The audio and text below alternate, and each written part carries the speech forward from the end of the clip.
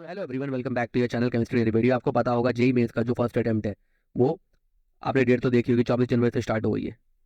मतलब हो जाएगी, ठीक है, 24 जनवरी से आपकी स्टार्ट हो जाएगी। तो हार्डली आपके पास 2 मंथ बाकी है, राइट। 2 मंथ या फिर 2 मंथ 10 दिन आई गेस बाकी है।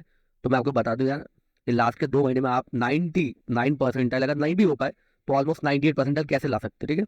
98% लाने का बेनिफिट क्या है कि आपको टॉप एनआईटी मिल जाएगी, भले ब्रांच में थोड़ा ऊपर नीचे हो जाए, बट आपको टॉप एनआईटी मिल सकती है। तो पहले हम केमिस्ट्री से शुरू करते हैं।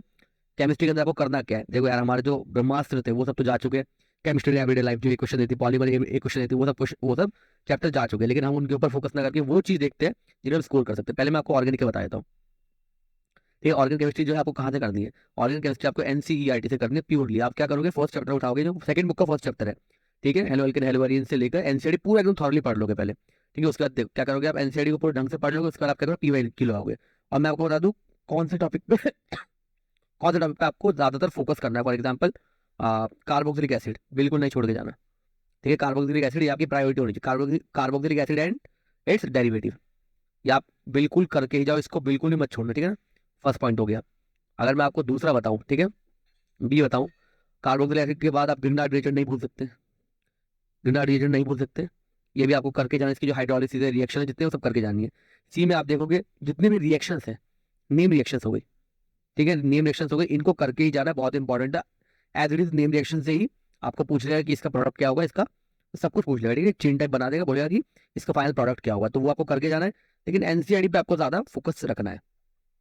कोई दिक्कत तो नहीं आता ऑर्गेनिक केमिस्ट्री में। देखो देखा जाए तो ऑर्गेनिक केमिस्ट्री आपको पूरी करके जानी है, इसके अंदर कोई ऑप्शन नहीं आपके पास, और ऑर्गेनिक केमिस्ट्री जो है वो 2 महीने में हो भी सकती है, आपको पता होगा, ठीक है ना। उसका नाम देख लेते हैं फिजिकल केमिस्ट्री के लिए। फिजिकल केमिस्ट्री के अंदर मैं आपको बता दूं कुछ टॉपिक है, बहुत ही important topic. For example thermodynamics,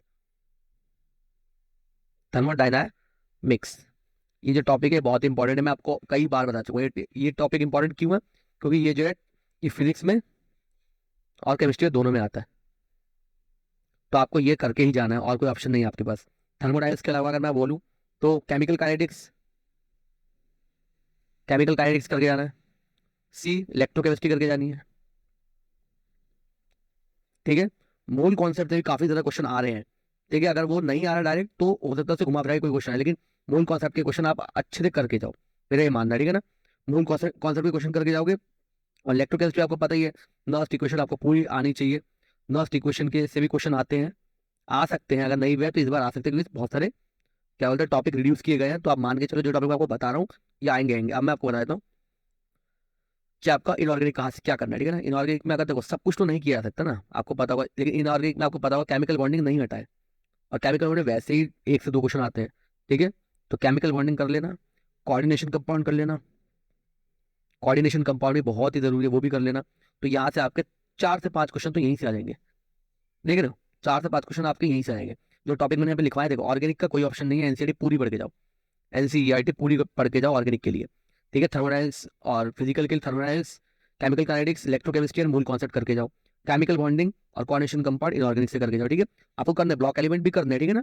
indirectly question आ सकते हैं, लेकिन आपको ब्लॉक एलिमेंट भी करके जाना है, इसके लिए कोई आपके पास ऑप्शन नहीं है, ठीक है। तो आपको अब मैं क्या बोलते हैं फिजिक्स का एक बार दिखा देता हूँ। तो फिजिक्स के अंदर सबसे पहले मैं आपको फिजिकल केमिस्ट्री में बता चुका हूँ। फिजिकल केमिस्ट्री में क्या बताया कि आपको थर्मोडायनामिक्स करनी है। अब वो क्यों करनी है थर्मोडायनामिक्स, उसका एक रीजन है क्यों, बिकॉज फिजिक्स में भी थर्मोडायनामिक्स है। तो फिजिक्स की अगर मैं बात करूँ टॉपिक कौन कौन सा, थर्मोडायनामिक्स भाई बिल्कुल करके ही जाना, चले जाना, ठीक है। थर्मोडायनामिक्स, डायनामिक्स प्लस हीट, 1 से 2 क्वेश्चन मैं ऑलरेडी आपको बता चुका हूँ। मान लो 2 क्वेश्चन आएंगे यार, ठीक है ना, ऐसे करके होगे 2 क्वेश्चन आने वाले हैं, ठीक है। बी बता देता हूँ आपको क्या करना है। मॉडर्न फिजिक्स को छोड़ सकता है क्या, मॉडर्न फिजिक्स, ठीक है। मान लो 4 क्वेश्चन आएंगे इसमें से, 4 नहीं यार 3 तो आपको मिलेंगे क्वेश्चन यार। पिछले साल का मैं आपको बता दूं डेटा, तो 3 क्वेश्चन तो आपको मिलेंगे ही मिलेंगे।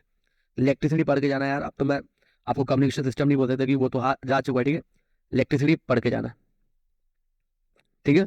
इलेक्ट्रिसिटी आप पढ़ के जाना, और इलेक्ट्रिसिटी भी आपके कम से कम 2 से 3 क्वेश्चन फंसेंगे। उसके बाद मैं बोलूँ तो आप रोटेशन पढ़ लेना एक बार, ठीक है।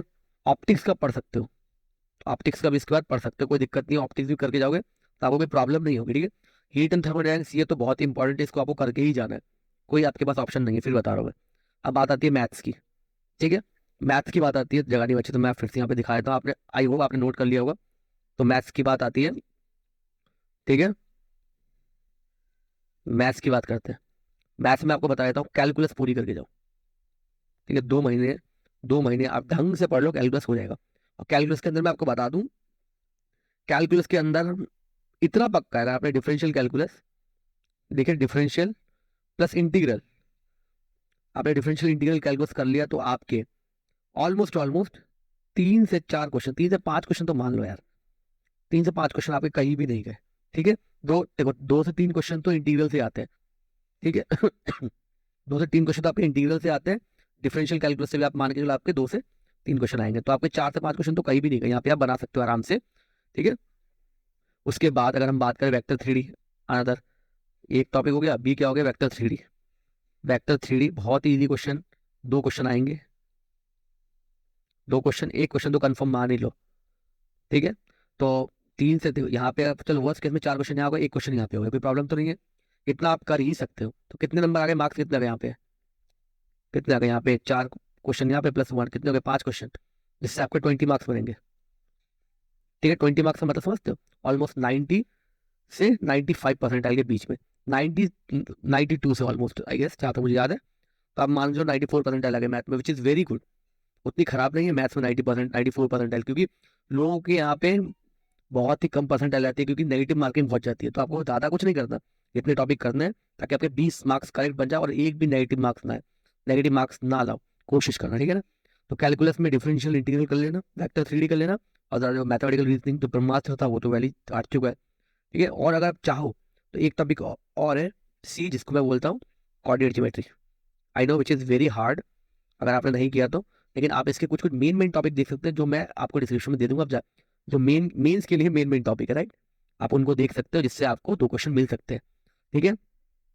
तो ये कुछ टॉपिक है, मैं आपको लिखवा दिया, आप प्लीज इस टॉपिक को ही करो, इन जो मैंने टॉपिक बताया। ऑर्गेनिक केमिस्ट्री के लिए कोई ऑप्शन नहीं है, ऑलरेडी बता चुका आपको, ठीक है। बाकी जो मैंने बोला उनको देख लो एक बार, और आपका पक्का अच्छा पेपर ही जाएगा, डोंट वरी अबाउट दैट। और चैनल को सब्सक्राइब कर लो ऐसी फर्दर इन्फॉर्मेशन के लिए।